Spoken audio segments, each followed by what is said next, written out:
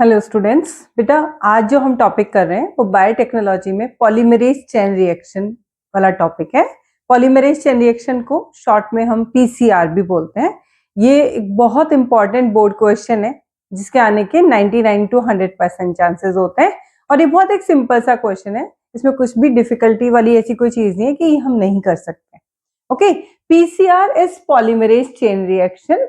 उसमें अगर हम देखें ये कब यूज होता है बायोटेक्नोलॉजी में, जिस सेगमेंट ऑफ डीएनए की हमें मल्टीपल कॉपीज चाहिए। माना हमारे पास एक छोटा सा डीएनए है लेकिन हमें इसकी मल्टीपल कॉपीज चाहिए, तो हम इस प्रोसीजर को यूज करेंगे। क्योंकि मीनिंग निकल रहा है वो क्या है, पॉलीमराइज करना, है ना। वो रिएक्शन, वो चेन रिएक्शन, यानी कि एक के बाद दूसरी होगी, दूसरी के बाद तीसरी होगी, तीसरे के बाद और होती जाएगी। ऐसे वो रिएक्शन जो कि मल्टीपल टाइम्स हो और एक छोटे सेगमेंट ऑफ डीएनए को एक बड़े सेगमेंट ऑफ डीएनए में या एक बहुत बड़े डीएनए में कन्वर्ट कर दे, उसे हम पॉलीमरेज चेन रिएक्शन कहते हैं। ओके, तो यहाँ पे जिस डीएनए को हमें पॉलीमराइज कराना है वो डीएनए हम ले लेंगे। इसके साथ ही पहले आप एक चीज और समझिए, डीएनए की एक टेंडेंसी होती है बेटा, जब आप इसे हीट करते हैं तो ये इसकी जो दो स्ट्रैंड्स हैं, डीएनए हमेशा स्टेबल कंडीशन में कब होता है, जब वो डबल स्ट्रैंडेड हो, उसमें दो स्ट्रैंड होनी चाहिए। जब भी आप डीएनए को हीट करते हैं तो आपकी जो दोनों स्ट्रैंड्स हैं डीएनए की, उनके बीच में जो नाइट्रोजनस बेसेस हैं जहां पे उन्होंने हाइड्रोजन बॉन्डिंग कर रखी है, तो ये हाइड्रोजन बॉन्ड्स टूट जाते हैं और दोनों स्ट्रैंड्स अलग हो जाते हैं। इस प्रोसीजर को डीनेचुरेशन कहते हैं।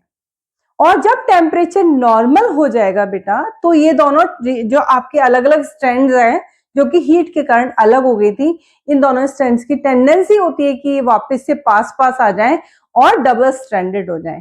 इस प्रोसेस को रीनेचुरेशन कहते हैं और एक नॉर्मल जनरल टेंडेंसी है डीएनए की कि वो ऐसा करता है। ये याद रखने वाली चीज है बेटा।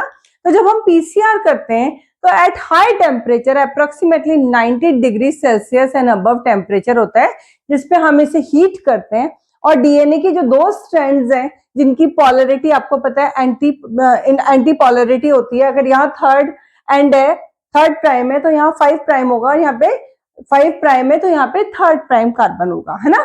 तो इन दोनों को जब हम गर्म करते हैं, हीट करते हैं, तो क्या होगा, दोनों स्ट्रैंड्स आप देख सकते हैं अलग अलग हो गई। एक स्ट्रैंड ऊपर हो गई और एक स्ट्रैंड नीचे की तरफ दिखा रखी है। इस प्रोसीजर को जिसमें हमने हीट देके डीएनए की दोनों स्ट्रैंड्स को अलग अलग किया है, इसे कहते हैं हम डीनेचुरेशन। यानी कि वो अपनी नेचुरल कंडीशन में, जो कि उसकी डबल स्टैंडर्ड कंडीशन है, जो कि इसकी नेचुरल कंडीशन है, उससे अलग होके डीनेचर्ड हो गया, अपने नेचर से अलग तरीके से अब वो वहां पे आपके लिए यहाँ पे इस रिएक्शन में उसे रखा जा रहा है। ओके, उसको डीनेचर्ड कर दिया है। दोनों स्ट्रैंड्स के साथ साथ होने की जगह दोनों स्ट्रैंड्स अलग अलग हो गई हैं। अब ये जो दो स्ट्रैंड्स हैं जो कि अलग अलग हुई हैं आपके हीट देने के बाद, इन्हें हम टेम्पलेट स्ट्रैंड्स बोलते हैं। ओके, इन स्ट्रैंड्स पे प्राइमर्स जोड़े जाएंगे। दोनों स्ट्रैंड्स पे, दोनों डीएनए टेम्पलेट की तरह काम करेंगे, दोनों स्ट्रैंड्स पे प्राइमर जोड़ा जाएगा। ठीक है, प्राइमर्स क्या होते हैं, ऑलिगोन्यूक्लियोटाइड्स होते हैं। उनके छोटे से सेगमेंट्स ऑफ ऑलिगोन्यूक्लियोटाइड्स हैं जो कि आर्टिफिशियली सिंथेसाइज किए जाते हैं लेबोरेटरी में, और उन्हें यहाँ पे यूज किया जाता है। एक प्राइमर यहाँ जुड़ गया और एक प्राइमर नीचे वाली जो स्ट्रैंड है आपकी टेम्पलेट है उस पर जुड़ गया। इस प्रोसेस को जिसमें प्राइमर जोड़ा जा रहा है डीएनए की स्ट्रैंड्स पे या टेम्पलेट स्ट्रैंड्स पे, इस प्रोसीजर को बोलते हैं एनिलिंग। एनिलिंग का मतलब है ज्वाइनिंग। ज्वाइन कौन कर रहा है, प्राइमर उसे ज्वाइन कर रहा है। ओके, जब प्राइमर इसे ज्वाइन कर लेगा, उसके बाद जो नेक्स्ट आपकी थर्ड स्टेप है, उसमें क्या होगा, हमारे पास अब हमें क्या करना है, ये जो दोनों स्ट्रैंड्स है इस पे हमारा डीएनए जो है, जो सामने इसकी कॉम्प्लीमेंट्री स्ट्रैंड बननी चाहिए। इसके लिए जब भी कॉम्प्लीमेंट्री स्ट्रैंड बनानी है तो हमें जो एंजाइम चाहिए वो कौन सा होता है, DNA dependent DNA polymerase enzyme चाहिए होता है। तो इसकी रिक्वायरमेंट क्या हो गई, पॉलीमरेज एंजाइम हो गई। और उसके अलावा इसमें और किसकी जरूरत पड़ेगी बेटा, इसमें न्यूक्लियोटाइड्स की भी जरूरत पड़ेगी, डीऑक्सी न्यूक्लियोसाइड ट्राइफॉस्फेट की भी जरूरत पड़ेगी, जो कि रॉ मटेरियल की तरह काम करेगा। जो डीएनए पॉलीमरेज पीसीआर में यूज होता है उसका नाम होता है Taq polymerase, TAQ, Taq polymerase. इस टेक पॉलीमरेज का सोर्स है बेटा एक बैक्टीरिया जिसे बोलते हैं थर्मस एक्वाटिकस बैक्टीरिया।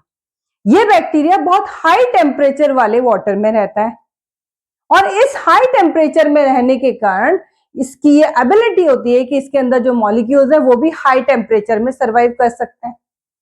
अब अगर हम नॉर्मल यहाँ पे अगर पॉलीमरेज लेते, फॉर एग्जांपल लिविंग ऑर्गेनिज्म हम में से किसी हायर ऑर्गेनिज्म का ले लेते, तो ये जो एंजाइम है हाई टेम्परेचर पे काम नहीं कर पाता और पीसीआर हाई टेम्परेचर पे हो रहा है। जैसे यहाँ पे 90 डिग्री सेल्सियस एंड अबव है, यहाँ पे भी अप्रोक्सीमेटली 70 to 90 अगर आप देखें उतना ही टेम्परेचर होता है डिग्री सेल्सियस में।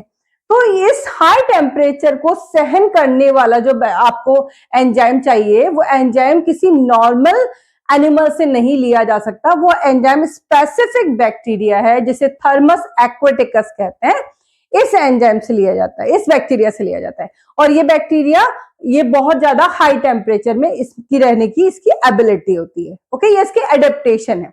इसीलिए जो पॉलीमरेज यूज कर रहे हैं उसे हम क्या बोलते हैं, टीएक्यू पॉलीमरेज। टीएक्यू पॉलीमरेज पे 2 नंबर में अलग से क्वेश्चन आता है और कई बार आप ये क्वेश्चन देखेंगे। आप सैंपल पेपर शुरू कर चुके होंगे या आपने प्रीवियस ईयर पेपर भी देखे होंगे, आप देखिए टीएक्यू आपको कई बार मिलेगा। ओके, और अगर आपको पीसीआर आया है तब भी आपको टीएक्यू के बारे में जरूर बताना है कि टेक पॉलीमरेज क्या है, किस बैक्टीरिया से मिल रहा है, थर्मस एक्वाटिकस से मिल रहा है। क्यों हम उसका यूज कर रहे हैं, क्योंकि ये जो बैक्टीरिया है ये हाई टेम्परेचर पे सरवाइव कर सकता है, तो इसका एंजाइम जो है हाई टेम्परेचर पे जो पीसीआर हो रही है उसमें हमें पॉलीमराइजेशन में हेल्प करेगा। ओके, उसके बाद बेटा हमारा आ गया यहाँ पे ये जो एंजाइम है, ये जो हमने एंजाइम यूज किया और साथ में हमने क्या यूज किया, डीऑक्सी न्यूक्लियोसाइड ट्राइफॉस्फेट, और साथ में मैग्नीशियम आयन भी इसमें यूज होता है। इनको यूज करके एक्सटेंशन का प्रोसीजर किया, यानी कि ये जो प्राइमर यहां था ये यहां से यहां की तरफ एक्सपेंड हुआ और ये वाला पार्ट भी यहां से यहां की तरफ एक्सपेंड हुआ। आप देख सकते हैं इतने इतने से प्राइमर से कितने बड़े बड़े सेगमेंट्स बन गए क्योंकि एक्सटेंशन हो गया। एक्सटेंशन के बाद ये सेम साइकिल फिर से रिपीट होगा, फिर से ये जो नया डीएनए बना है इसका डीनेचुरेशन किया जाएगा, फिर से इसमें एनालिंग की जाएगी और फिर से इसका एक्सटेंशन किया जाएगा। ऐसे 30 साइकिल्स के बाद आपके पास 1 बिलियन जो कॉपीज है या 1 बिलियन टाइम्स बड़ा डीएनए सेगमेंट आ जाएगा। जो आपने शुरू से में लिया था उसके कंपैरिजन में ये 1 बिलियन टाइम्स बड़ा साइज आपको डीएनए का मिल जाएगा। और आपको बोर्ड में कई बार पूछा जा सकता है, आपको सीयूईटी में या नीट में भी कई बार पूछा जा सकता है कि कितने साइकिल के बाद कितना आपके पास डीएनए आ रहा है। ये क्वेश्चन बच्चे जनरली हमारे दिमाग से निकल जाता है, हमारा ध्यान नहीं जाता। एक चीज ध्यान रखने की वो ये है कि अगर आपकी यहाँ पे 3rd प्राइम है तो आप प्राइमर यहां जोड़ेंगे। डीएनए हमेशा अपने 5 to 3 डायरेक्शन में मूव करते हैं, अपनी 5 से 3 की तरफ। तो अपने 5 से 3 की तरफ वो ऐसे जाएगा, यहां पे वो अपने 5 से 3 की तरफ ऐसे जाएगा। ओके, तो इस तरह से आपकी पॉलीमरेज चेन रिएक्शन है। 3 इसकी मेन स्टेप्स है और 4th स्टेप जो है वो एम्पलीफाइड वाली, वो भी हमें इसमें ऐड करनी होती है। 30 का ध्यान देना है, टीएक्यू पे ध्यान देना है कि टेक पॉलीमरेज क्या है, और प्राइमर्स हमने जोड़े हैं।